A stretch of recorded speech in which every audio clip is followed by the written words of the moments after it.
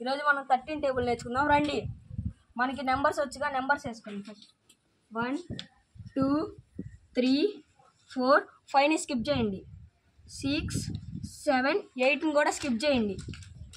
9 10 11 12ని కూడా స్కిప్ చేయండి. 13 3 టేబుల్ మనకు వచ్చుగా ఫ్రెండ్స్, వేసుకుందాం. 3 1 జా 3, 3 2 జా 6, 3 3 జా 9, 3 4 జా 12, 3 5 జా 15, 3 6 జా 18, 3 7 జా 21, 3 8 జా 24, 3 9 జా 27, 3 10 జా 30.